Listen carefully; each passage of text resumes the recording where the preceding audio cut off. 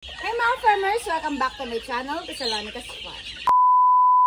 Mga farmers, and for today's video, so ipapakita ko lang sa inyo itong mga palahi natin ngayon na ready to transfer na sa ating farm sa Maragondon, Cavite. So siguro almost 500 heads itong nandito na wing banda na natin ang personalized wing band ko na Thessalonica Farm. Tapos ita-transfer na natin to sa farm. So ngayon ipapakita ko sa inyo yung kalagayan at sitwasyon nila. Tapos i-share ko din sa inyo at ipapakita ko sa inyo yung ongoing incubator natin, yung mga ini-incubate natin ng mga eggs din galing sa farm. So masaya tayo ngayon dahil madali na ako na napaparami yung mga palahi natin dahil marami na tayong mga inahen at mga tandang na mga materyales sa farm na kung saan sila yung nagpo-produce ng mga itlog na pinapadami natin at medyo nagagamay na rin natin yung pag-i-incubate ng mga eggs, kaya mataas na po yung ating percent na nakakapisa sa incubator kaysa sa mga nabubugugan. So ayan, dito halo-halo na to, pero yung mga markings nila yung magpapasort sa kanila. So nandito yung mga markings natin, ayan, pakita mo. So dito yung pure, so ito yung mga nandito natin ng mga bloodlines. So, ang marking ng pure natin yan sa white kelso, right out, claret, left out, butas. Meron din tayo sa nose, sa right in, left in, sa mga paa. So, ito yung mga ating mga, hindi ko na babasahin isa-isa, pero ito yung mga ating mga breed. White kelso, claret, possum, AGBS, Patrick, Golden Boy, Bulik, High Action, Gilmore Hatch, Tornado Hatch, Alimbuyugin, White Kelso R. Tapos yung mga crosses natin na available is W. Alimbuyugin, GB5K, GBK, WGH, WBS, GB White Kelso, W5G at Claret Hatch. So yun yung mga available bloodlines natin dito at kaya kung alam ko naman, kaya bidreed ko na yan lahat para if ever may mga gusto kayong makuha ng mga bloodlines na cross or pure breed, meron pong available.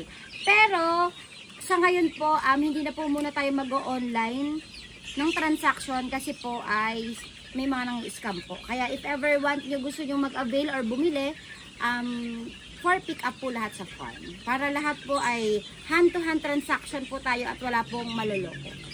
Ayan. So papakita ko sa inyo yung ating mga alagang mga manok dito na almost 500 plus heads to ngayon. Pero karamihan dito ngayon na na-breed namin ngayong season is ang mga crosses. Pero next breeding, ngayong mga nakasalang ko, karamihan ngayon sa kanila ay mga pure breeds. Kasi pinahinto ko po yung pag-breeding ng mga pure breed kasi pinagpahinga ko yung mga inahin. Then ngayong susunod na mga incubation natin ay pure breed na yung marami.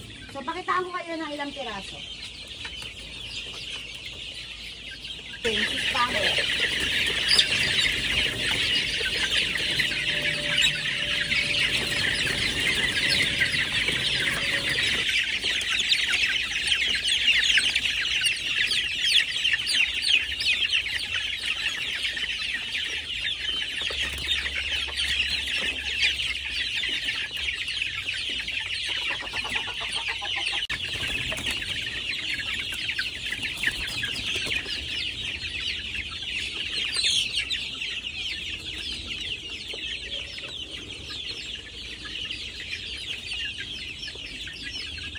So, tara, pakita ko sa inyo yung incubator.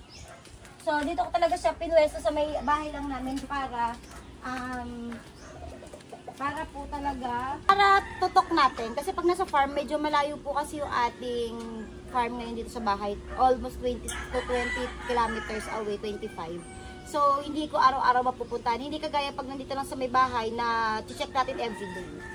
So, ito, nag-rent lang ako dito ng maliit na bahay na abandonado na hindi naman na nagagamit. So, dito ko nilagay yung mga incubator natin.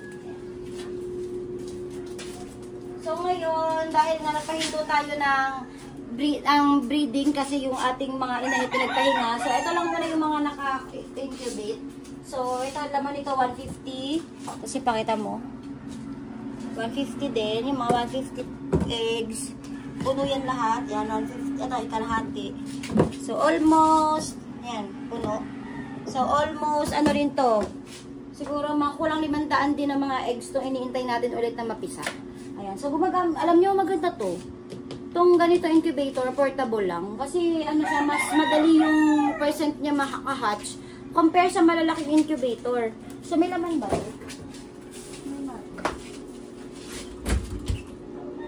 may laman din pala to. Parang ito mag-hatch na to. Ayan, may nag-hatch na nga. Paano na? Tingnan natin. Yun, meron ako naririnig.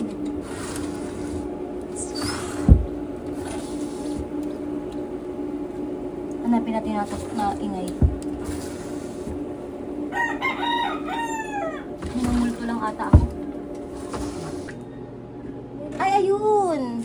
Ayun siya. Kasi pala. Ayan na, yun yung tuka, oh. Kita niyo yung tuka. Ayan. Siya na yun. Mapapisa na sila. Ano to? Bulik. Pure.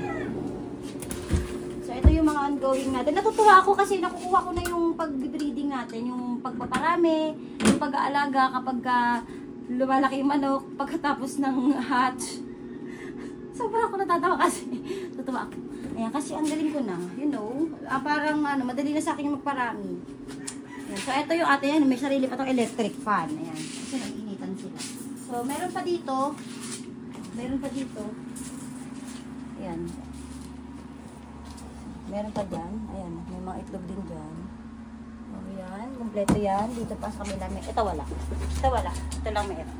So, yun. Pinakita ko lang sa inyo kung saan ako nag-incubate na. O, diba? Kahit hindi sobrang ang tindi ng ano nyo. Alam nyo, hindi ko naman sa pag-aano ha. Pero, hindi naman ako kailangan gumastos sa malaki para sa magagandang building. Sa magagandang lalagyan ng incubator. Kasi hindi naman bahay ang kailangan dito yung pag-incubate mo. So, kailangan mataas yung percentage mo, makapisa ka. So, ang ganda nga ng building mo. Sobrang solid. Sobrang, meron ka pang mga disinfection and disinfection. Pero, low rate ka naman magpapisa, diba? Dapat, mas maganda na yung facility mo, malakas pa ka pa mag-hatch rate. Pero ako kasi, ang habol natin dito, makapisa ng maraming sisiw. So, kaya ang ginagawa natin, kapag ganito, kahit ganito lang muna, o susunod sa farm, kapag may mga establishment na, so sa paunti-unti, makakaya rin natin yan. Pero sa akin, walang problema kahit ganito lang muna yung lugar. Basta, marami tayong napoproduce. So, ayun. Let's go sa sisiwa. Ayan, anong pang tawa? Ayan, so ito naman, dito naman po nakalagay yung mga, ito, konti lang to. Yung mga bagong hatch na mga sisiyo, ayan na lang yung pakita mo, mga maliliit. Ayan, so ayun, meron pang ayan. So ayan yung mga sisiyo na bagong pisa, yung mga white tails, ayan, no? Tapos ito naman yung lumalaki na day olds, ayan. Ayan. Mga day olds. Ito sa taas, meron din. Ito, medyo madami pakita mo pa. Oh. Ayan, mga bagong kuha natin yan sa incubator at yan papalakihin natin sa kabila, then itatransfer natin sa farm once na almost 1 month na sila para i-range na. So yun, o diba mga farmers, kahit paganto-ganto tayo, bumabilis naman din yung production natin at nakakapag simula tayo ng business na alam natin yung ginagawa natin. So kahit na sabihin mo na pasimple-simple lang, hindi tayo sobra talagang expert. Pero once na natututunan mo, ay matututunan mo naman yan habang ginagawa mo. Ayan, kaya talagang day by day, time by time, magiging perfect din yung ating pag-breeding. Pero sa ngayon, ang dami na nating mga pwedeng ibenta na mga pure breed at saka cross breed na pwede ninyo pong mabili. So, papasyal ako sa farm next day para po ipakita ko sa inyo yung ating updated farm sa Maragondon na kung saan nandoon po yung mga materials natin and yung mga iba nating mga binibenta na available na mga heads ng mga manok. So, yun lang mo muna mga farmers. Nag-update lang po muna ako sa inyo ng ginagawa natin dito sa Cavite. Kung nagustuhan niyo itong video ko, please like and subscribe sa aking YouTube channel at i-click na rin yung notification bell para lagi po kayo updated sa lahat ng videos na upload ko dito sa aking YouTube channel. Ay mga farmers, thank you for watching. Happy farming!